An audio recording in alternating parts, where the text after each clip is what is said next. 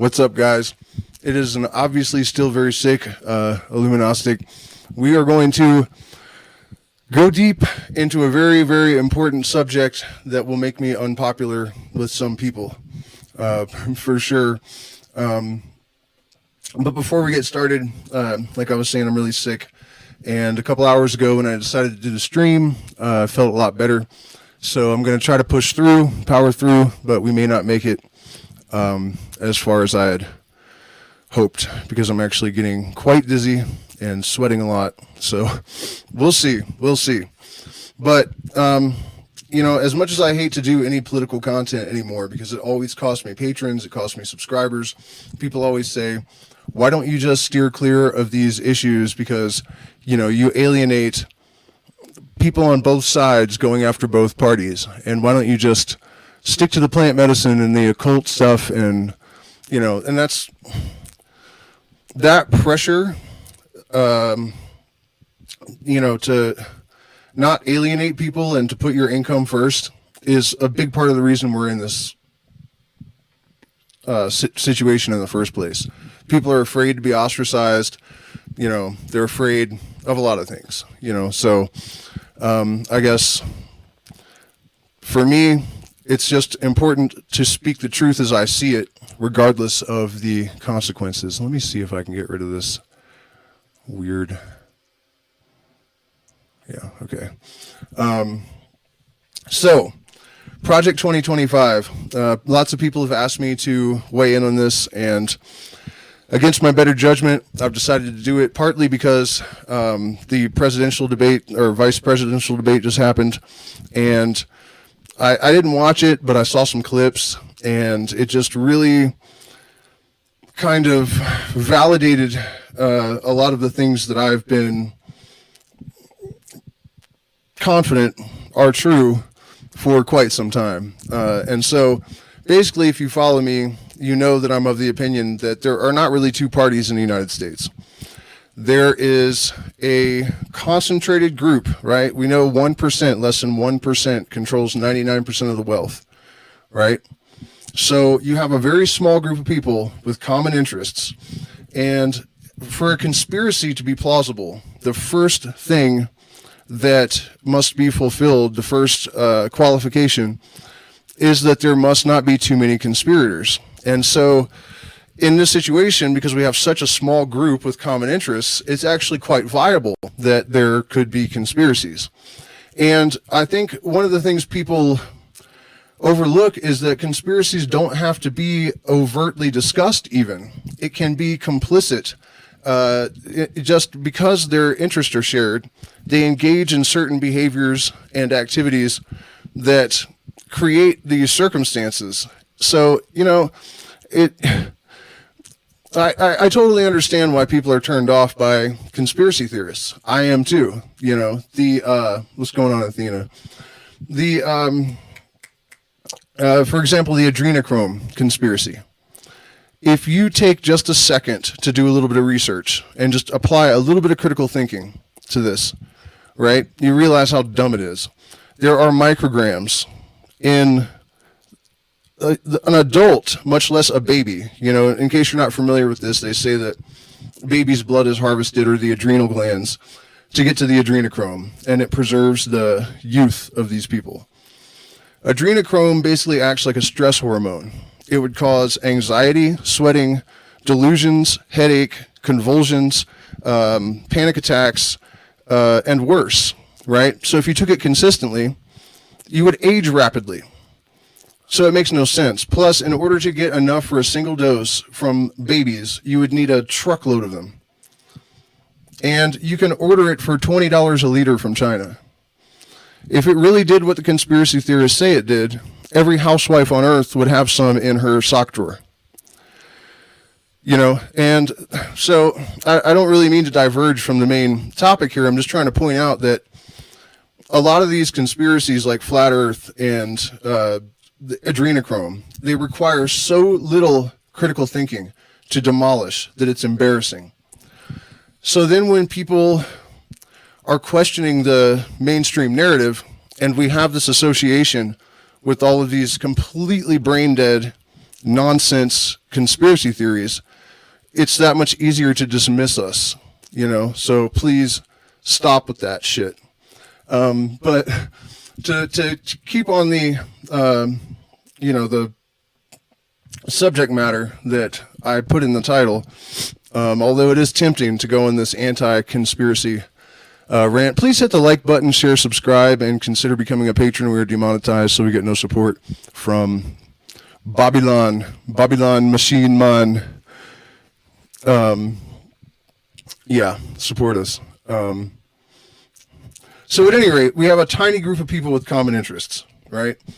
And then we have this supposed left and right-wing parties in the United States, right? Liberal and Democrat.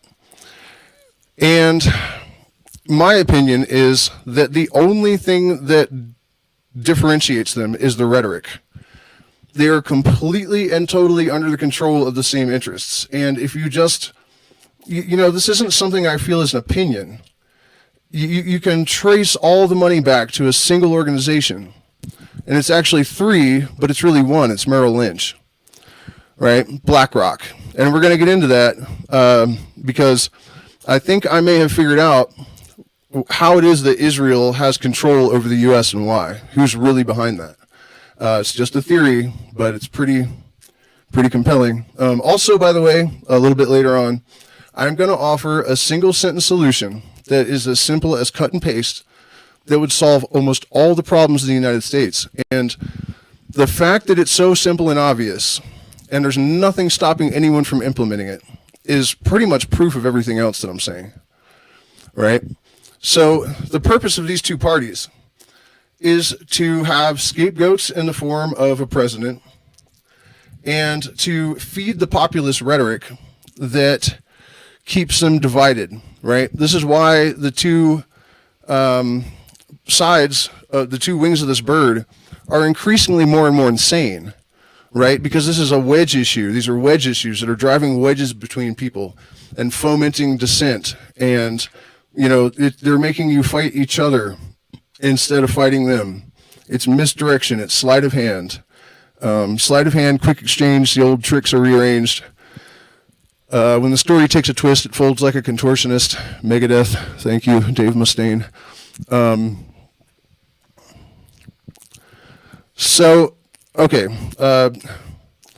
A great illustration of this is the fact that if you are a person that really sees the truth, in my opinion, what the truth is, you'll notice that the left has half of their platform is correct.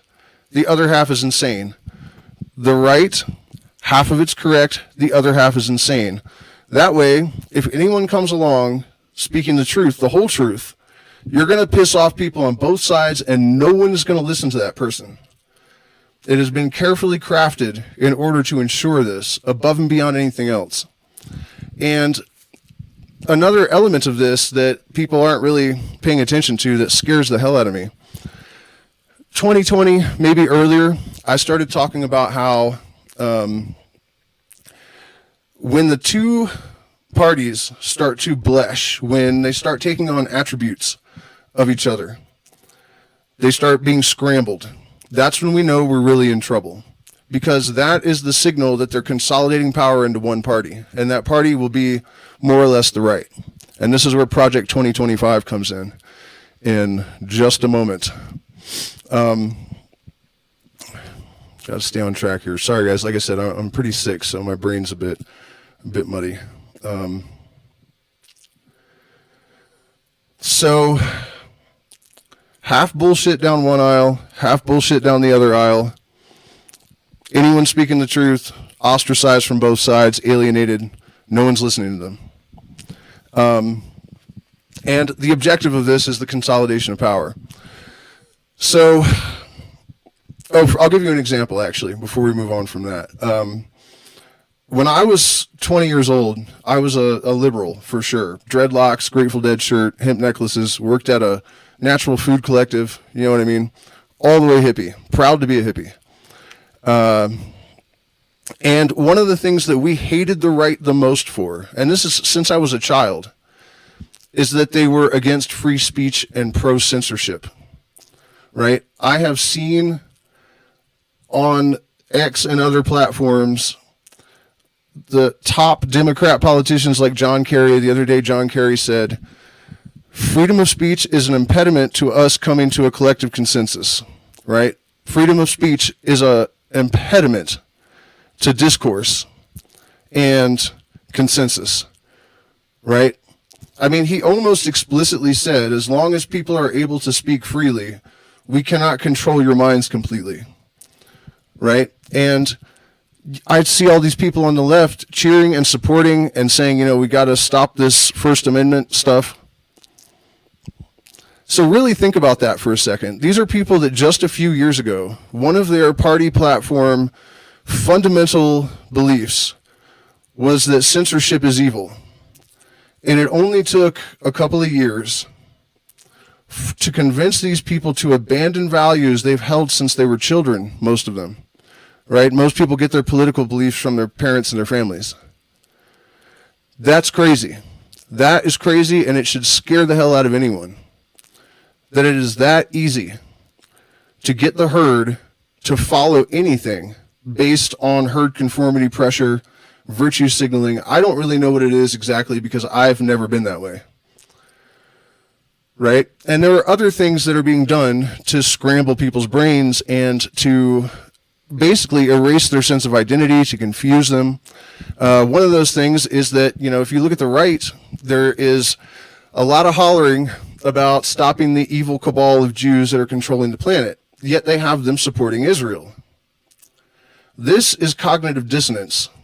This is extraordinary cognitive dissonance.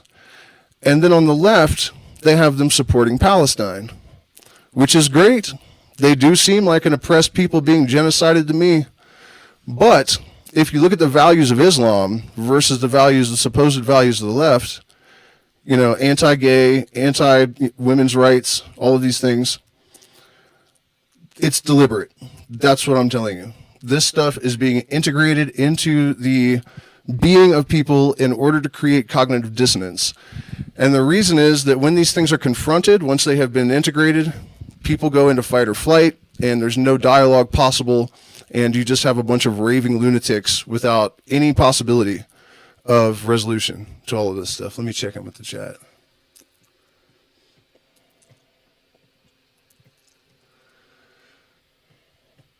You know, another good example of this, well, this is a little bit different, but the way that they're demonizing the left and the kind of narratives that are inciting the right, and rightfully so in a lot of cases, a lot of the things that are being pushed, you know, transgenderism for children and, you know, gun control. These are issues I can understand people, you know, taking up arms about. Tim Waltz actually said, I have made friends with school shooters in the debate. Right? This kind of extreme position is deliberate. It's not sincere. It is deliberate. They're doing it on purpose. There's no way that you just mindlessly say something like that during a vice presidential debate. It is scripted, and it is designed to justify the elimination of the left from the planet, basically, in the United States, right? And there's, you know, plenty more to that. But let's get into Project 2025 a little bit now.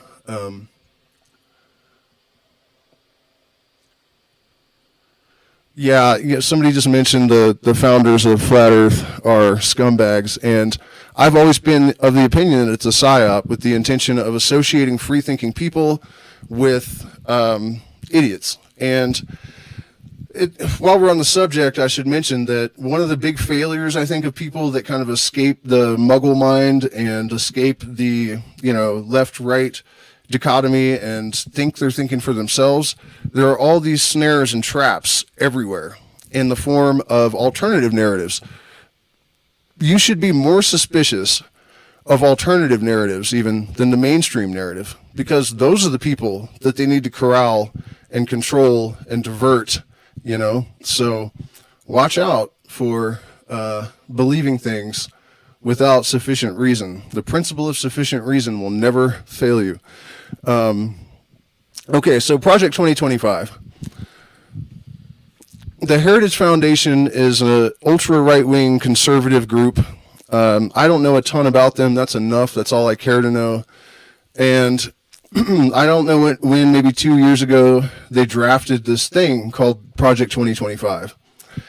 And way back in 2020, even before Trump got elected, and you can check this on my channel. Actually, the reason I got demonetized, I think, is that right before the 2020 election, one of my streams jumped up to like 20,000 people, and I started talking about all this stuff, and I was demonetized within a couple of days, and my videos stopped getting views. What's up, Big C?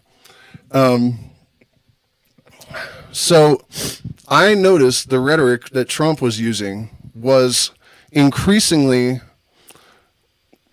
in alignment or congruent with that which is used to set up dictators and totalitarian regimes. And it wasn't just him, it's the propaganda around him as well. So I predicted that a long time ago, that there's something going on where they're trying to consolidate the power, they're going to demonize the left, they're going to come up with all these crazy narratives like, the stuff I mentioned earlier, this loony stuff the left is wanting to do now. You think people are coming up with this? No, that's being fed to them from the propaganda machine. They're the ones driving this. This is not people sitting around at home thinking, you know what, I think we should start doing sex changes on 5-year-olds or whatever. This is coming from above, and that's the reason for it. So I made that prediction way back then, way before the rhetoric got more and more consistent with that. And also, I would ask you to take note of the fervent belief in Trump, the number of people that think he's a prophet. You know what I mean? That perception was created in the minds of those people on purpose. There's not something about Trump that lends him to this. It's actually the opposite of that. He's gross. He has a long history of, shady behavior. He's been, settled sexual assault cases, some of them with minors 11 times. Pictures with Epstein all over the place, on the flight logs, with P. Diddy everywhere. He is one of them. In fact, I suspect that he's doing this not because he wants to. Why would he want to do this? But because they have him compromised, and he's been blackmailed into doing it. He has to do it, otherwise he wouldn't be doing it, and he's playing a role. So I thought, that's what they're doing. They're going to make him the figurehead. He's not really in charge. It's BlackRock and Vanguard State Street, and it's Israel, maybe Russia and China even. There are lots of hidden players, all contributing some sort of energy to this. But, he wouldn't really be the dictator. He's just a figurehead for this. And then Project 2025 comes along. And it has provisions, basically, I'm not going to get into all of it, just the main indicators of what it's really about, right? Getting rid of the FBI, Department of Education, Department of Health, a bunch of others, and also something like a purge where they would remove all of the opposing party from government positions, right? So the ostensible, effect of this, the thing that, at a glance, this sounds good. Shrink the federal government and get rid of all these shitty agencies. But you're out of your mind if you think they're really just going to create a vacuum and then just leave it that way. The real objective is to get rid of all of these organizations that are not completely under the control of this figurehead's overlords, and then they will replace them with other things that are completely under his control, right? So when I saw that, I realized, okay, the suspicion I had that they're actually setting Trump up to be dictator is, or a faux dictator, is accurate. But then I got thrown a curveball, and that curveball really just verifies all of my suspicions. It doesn't change anything. It just sort of cements this perception.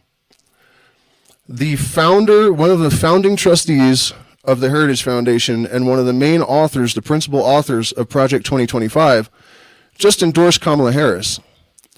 So a couple of weeks ago, before this happened, I said on one of my streams that it doesn't matter whether it's Trump or Harris, the same people are in control above them, and Project 2025 is happening either way. And now here we are, a couple of weeks later, and Heritage Foundation, you know, the Trump was photographed having a meeting with the same guy, I think, that just endorsed Harris.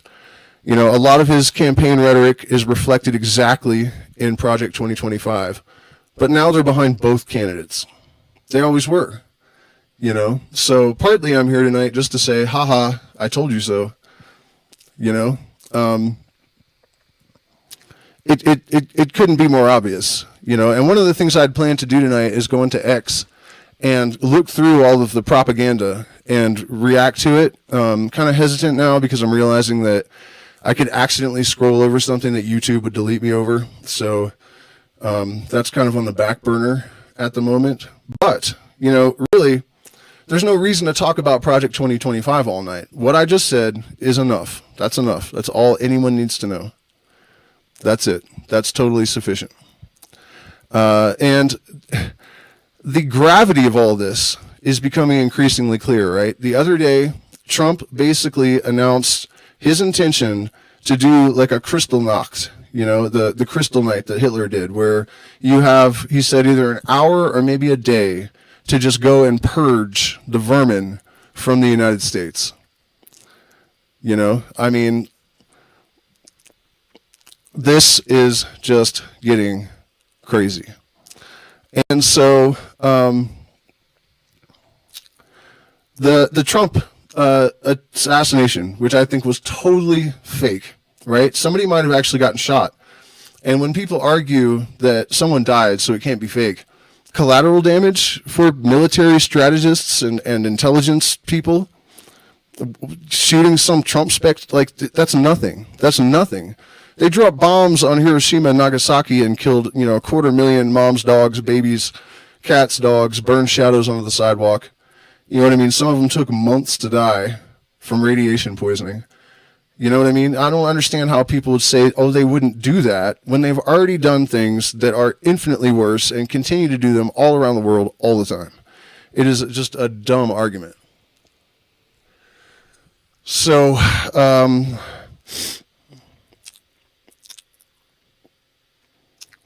oh yeah, the Trump thing. So there are a couple of relevant bits. I'm not going to spend much time on this, but the main thing is that the implication that the Secret Service and other constituents, you know, the local police and whatnot, were in on this is absolutely correct. But what people on Trump's side fail to realize is that that implies that it goes way higher than that.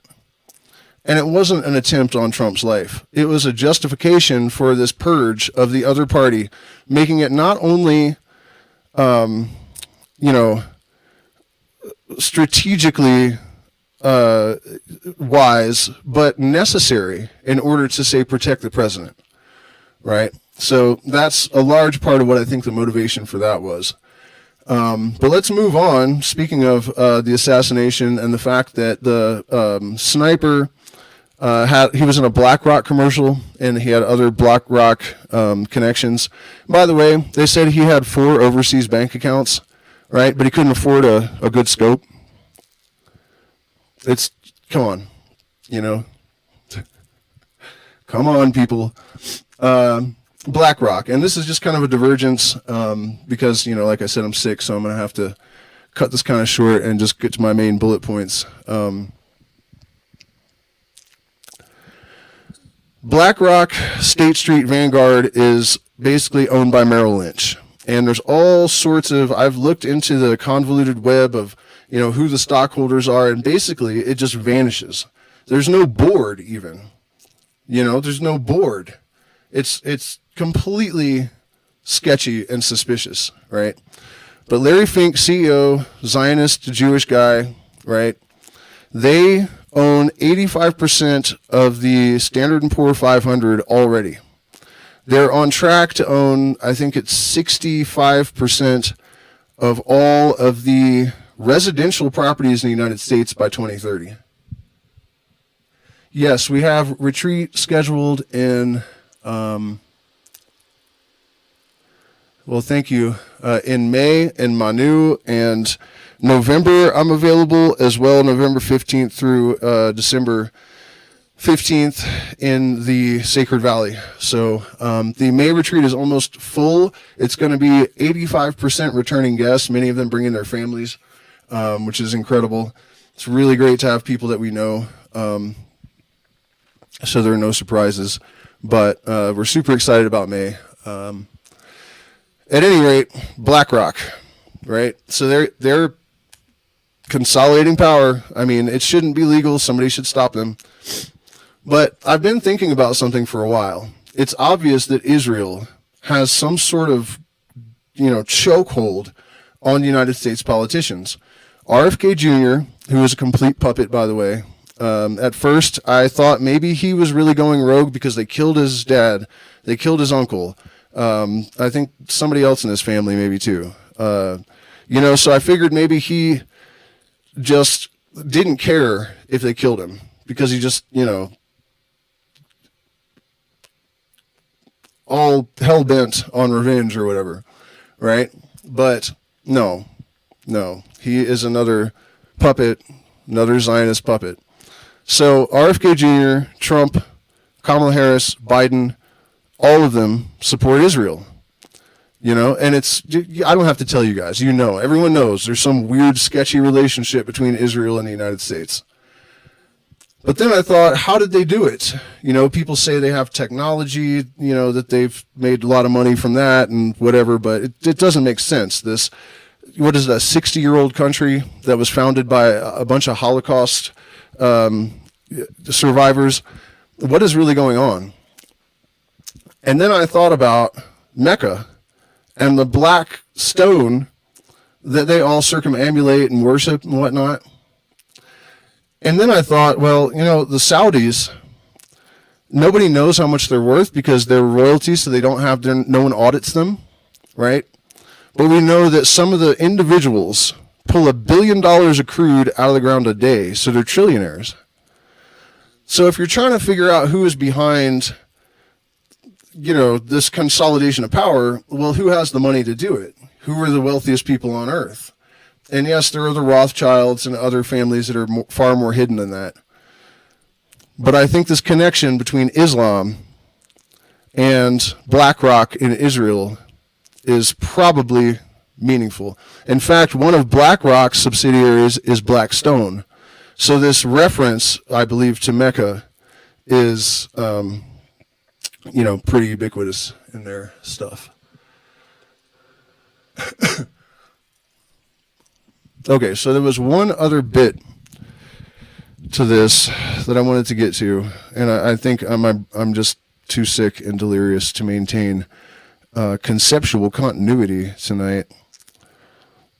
So BlackRock, Zion.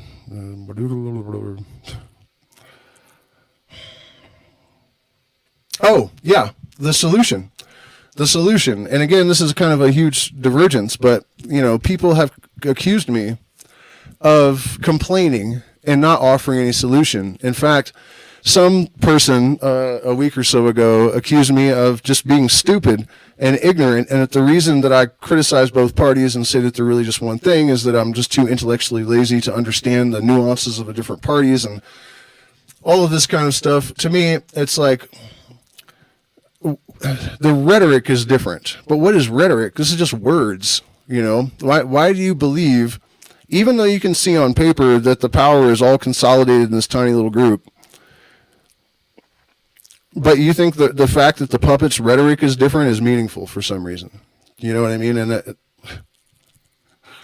so I wanted to respond to that in a very simple and actionable fashion. And this is ridiculous that it's so simple. And it proves basically that the reason that the education in the United States has fallen from #1 in the world when I was in high school to like, I think it's like, it fell to like 33 or something, and now it's back up to like 21 or some, somewhere it shouldn't be, considering that this is supposedly one of the wealthiest, most advanced empires in the history of the planet.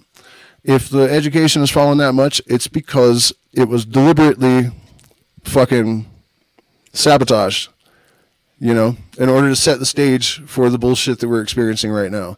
Critical thinking, it requires so little to solve all these mysteries right now that they really had to eradicate that from the minds of the populace before they could get away with all this stuff. So, point being, healthcare, United States is way down on the list. Happiness, way down on the list. So, this person that said, why don't you offer a solution? Here's the solution. You can Google 20 happiest countries, and you get a list. And then you can open another window and you Google top countries in education, and you get a list. And then you can Google top countries in healthcare, and you get a list.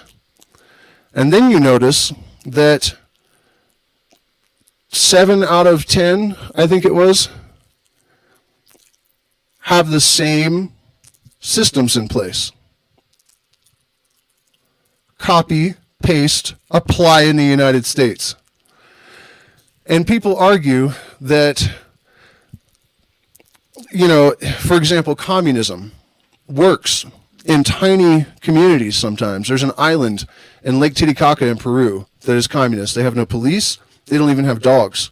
They have no crime. They're not hungry. But if you scale communism up, you have problems, right? So people talk about scaling. And that does not apply, because China is one of the countries that is a higher metric than the United States. And the overwhelming majority of them, as I said, have the same systems in place. And here's the thing. What metric should override happiness as the key fundamental metric for a country's greatness and success? Maybe health?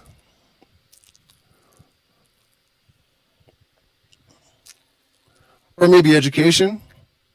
But those things are, going to contribute to happiness. So, that's simple. Tell me it's not. How is it not? How is it not? We have 70% of the top 10 countries, by those three metrics, have the same systems in place for healthcare, education, and, happiness is derivative of those other things. It's not a system, right? And there are little variations, but tell me that that's not the answer. So fuck off, It's not even complicated. There are countries that have already established viable systems. Your proof is your success. They have demonstrated that it works. And in a lot of cases, maybe all of them, I haven't really checked. It's not new. They've had these systems in place for a long time, and things have done nothing but improve. So, like I said, I am quite sick, and that's affecting my brain considerably. So, in the interest of not making a fool of myself, I'm going to check off now. But please do me a favor, hit the like button, share, subscribe, consider becoming a patron because we're demonetized. If you're interested in consultations, you can email me. Guitar lessons even, I do all sorts of things for people. And also we have the November and May events that are amazing. This time went really, really well. People experienced profound transformations. And I have some great stories coming up. I was actually going to do one of them tonight. But I had to check with the client to make sure that I had permission, because kind of a celebrity and associated with a certain fraternity that is hush-hush. And I thought maybe, those details would be enough that it would not make him happy. So I had to clear that first, because I can't tell the story meaningfully without giving those details. But green light on that, and that's going to be a great story. having to do with the universal mind and whatnot. And then also we went to drink ayahuasca with the Shipibo shaman, who was amazing. And, I know some of his family members, and they have a great reputation. But the organizer was the prototypical parasitical narcissist gatekeeper that is destroying ayahuasca and just, so I have this sort of, dualistic tale, good and bad, that, just it's an important thing that we should all be discussing, anyone that's interested in these things. So thank you guys so much for spending this time with me. Empress Taitu, I think you're due for another voice call. So hit me up on Patreon and schedule that. And anyone else that has blocks of time, remember, it's your responsibility to send me a message and schedule them. And if you do that, I will be happy to talk with you. So good night, everyone. And think about the shit that I said tonight, because especially that last bit, the systems are there, copy, paste, apply. Like, why isn't that happening? Because the current system serves the overlords, not you.